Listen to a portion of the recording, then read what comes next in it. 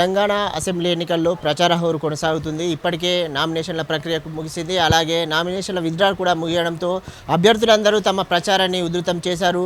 ఈసారి ఎలాగైనా మాదే మెజారిటీ అని చెప్పి ప్రజల మద్దతు మాకే ఉందని చెప్పి వారు ధీమా వ్యక్తం చేసిన పరిస్థితి కనిపిస్తుంది. ఈరోజు మనం ఆలంపూర్ నియోజకవర్గంలో ఉన్నాం. ఆలంపూర్ నియోజకవర్గంలో బీఆర్ఎస్ పార్టీ తరపున అభ్యర్థి విజయ్ని ప్రకటించారు. ఆయన ప్రచారం కొనసాగుతుంది. ఆయనకు మద్దతుగా ఈరోజు చల్లా వెంకటరామిరెడ్డి గారు ఎమ్మెల్సీ గారు ప్రచారంలో పాల్గొన్నారు. వారితో మాట్లాడదాం. ఆలంపూర్లో ప్రచారం ఎలా కొనసాగుతుంది, ప్రజల మద్దతు ఎలా ఉందనే విషయాలు వారితో తెలుసుకునే ప్రయత్నం చేద్దాం. సార్ నమస్తే. సార్ ఎలా ఉంది సార్ ప్రచారం?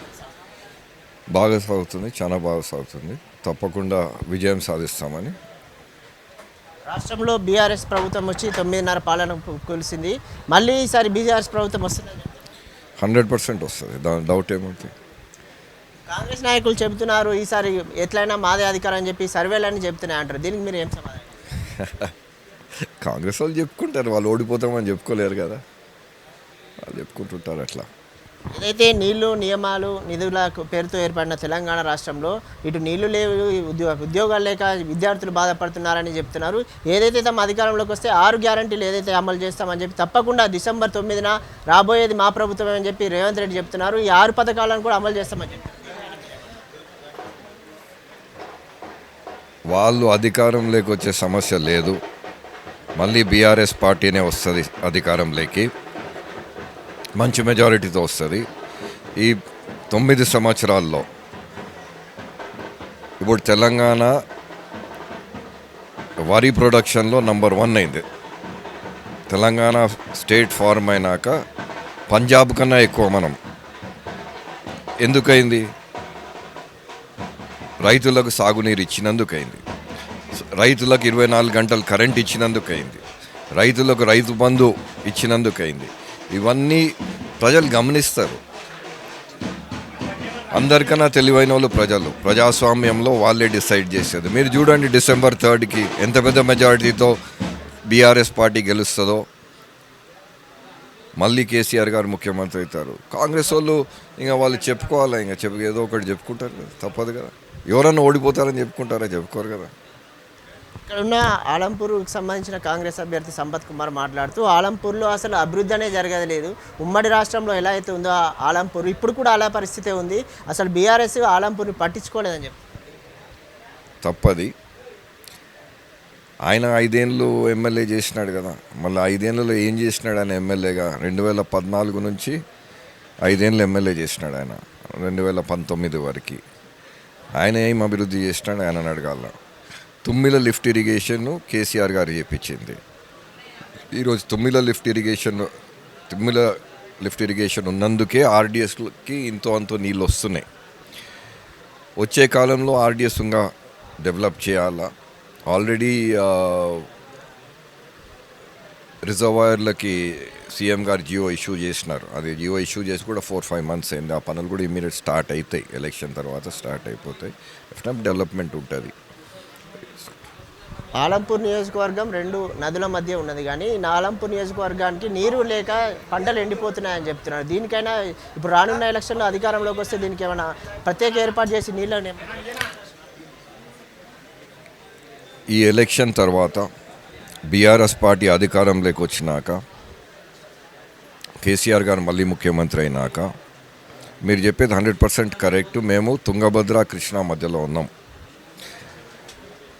రైతులకు నీళ్ళు వస్తున్నాయి కానీ ఎన్ని రావాలనో అన్ని వస్తలేవు.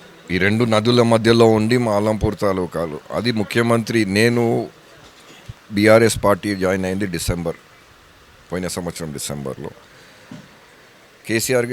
కేసీఆర్ గారికి స్పష్టంగా చెప్పిన మా సమస్యలు ఇవి. కానీ ఫస్ట్ అధికారంలోకి గవర్నమెంట్ ఫార్మ్ అయితేనే ఫస్ట్ ప్రయారిటీ మారిది రైతులకు సాగునీరు.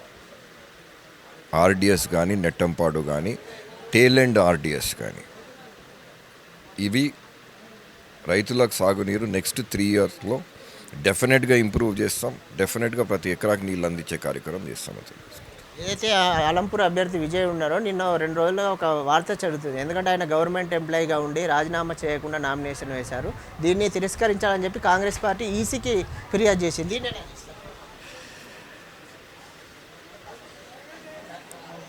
వాళ్ళు ఏమీ దొరకక ఎలక్షన్ ఓడిపోతామని తెలుసుకొని ఏదో ఇట్లా ఆరోపణలు పెడుతున్నారు. ఆయన రిజిగ్నేషన్ లెటరు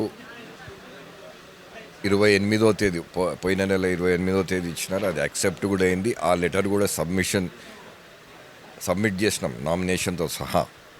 ఆయన స్టేట్ గవర్నమెంట్ ఎంప్లాయీ కాదు, సెంట్రల్ గవర్నమెంట్ ఎంప్లాయీ కాదు, ఫీల్డ్ అసిస్టెంట్, అంటే ఒక గ్రామ పంచాయతీ ఎంప్లాయీ. ఊకే వచ్చి వాళ్ళు ఎలక్షన్ ఓడిపోతున్నారని ఏదో గొడవ పెట్టి ఏదో న్యూస్ ఎక్కాలని తప్పు వార్తలు ఎక్కాలని చూస్తారు, అంతే. వాళ్ళు దానికన్నా ఉమ్మడి మహబూబ్నగర్ జిల్లాలో ఆలంపూర్ కూడా ఒక నియోజకవర్గంగా, ఈ నియోజకవర్గంతో పాటు ఉన్న ఎన్నైతే 14 నియోజకవర్గాలు మొత్తం కాంగ్రెస్ పార్టీ స్పీడ్ స్వీప్ చేస్తుందని చెప్పి రేవంత్ రెడ్డి పదే చెప్తున్నారు. ఇంకా ఆయన చెప్పిన దానికి ఆయనకే తెలిసింది, రైట్.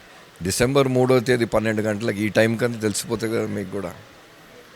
ఈ నియోజకవర్గంతో పాటు మహబూబ్నగర్ ఉమ్మడి నియోజకవర్గంలో బీఆర్ఎస్ నేత ఏదైతే ఎమ్మెల్యే క్యాండిడేట్లు ఉన్నారో గువ్వల బాలరాజు కావచ్చు, మిగతా వాళ్ళు దాడులు చేస్తున్నారు కాంగ్రెస్ పార్టీ. కానీ దీన్ని ఎలా చూస్తారు? దాడులు చేసినట్లు నాకు ఎక్కడ వార్త లేదు, నేనైతే చూడలే. సో నాకైతే అది అవగాహన లేదు. ఆలంపూర్ ప్రజలకు మీరు చివరిగా ఏం చెప్పాలి? బీఆర్ఎస్ పార్టీకి ఓటేయండి, విజయుడు గారికి ఓటేయండి, పెద్ద మెజారిటీతో గెలిపియండి. వచ్చే 5 సంవత్సరాల్లో ముఖ్యంగా రైతులకు సాగునీరు అందించే కార్యక్రమం, ఆర్డీఎస్ ఇంకా డెవలప్ చేసేది, నెట్టంపాడు డెవలప్ చేసేది, రిజర్వాయర్లు కట్టించుకునే కార్యక్రమం, ఇది కేసీఆర్ గారితోనే అవుతుంది. ఆయనకు నేను చూసిన ముఖ్యమంత్రుల్లో అందరికన్నా ఎక్కువ ఇరిగేషన్ మీద ఉన్న అవగాహన ఇంకెవరిని నేను ఇంతవరకు చూడలే. చాలామంది ముఖ్యమంత్రులు చూసినా కానీ కేసీఆర్ గారికి ఉన్న అవగాహన ఇరిగేషన్ మీద నేను ఏ ముఖ్యమంత్రికి చూడలే. ఆయన హయాంలోనే ఈ పనులు కావాలా, తప్పకుండా అవుతాయి వచ్చే 3 ఏళ్లలో అని నా ఆశ. తప్పకుండా అవుతాయి. అందుకనే ఆలంపూర్ ప్రజలందరూ బీఆర్ఎస్ పార్టీకి ఓటేసి విజయుడు గారిని పెద్ద మెజారిటీతో గెలిపిస్తే మాకు కూడా తొందరగా మేము పనులు చేసుకుంటాం.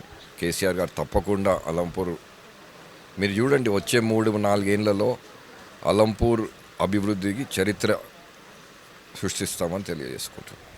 Thank you. ఏదైతే తెలంగాణ రాష్ట్రంలో ఉన్న ఆలంపూర్ నియోజకవర్గంలో 9 ఏళ్ల పాలనలో ఇప్పటికే చాలా అభివృద్ధి చేశామని చెప్పి ఈ ఎన్నికల్లో ఏదైతే అభ్యర్థి ఉన్నారో దాన్ని భారీ మెజార్టీతో గెలిపిస్తే ఆలంపూర్ నియోజకవర్గం ఉన్న నీటి సమస్యను తీసుకొని ఆ తెలంగాణ రాష్ట్రంలో ఏదైతే సీఎం కేసీఆర్ అభివృద్ధి చేశాడో రానున్న రోజుల్లో మరింత అభివృద్ధి చేసి తెలంగాణ రాష్ట్రంలోనే ఆలంపూర్ నియోజకవర్గాన్ని నెంబర్ 1గా తీర్చిదిద్దుతామని చెప్పి ఎమ్మెల్సీ వెంకటరామరెడ్డి గారు చెప్తున్న పరిస్థితి కనిపిస్తుంది. కెమెరా పర్సన్ గురుమూర్తితో దుమ్మాజీ నవీన్.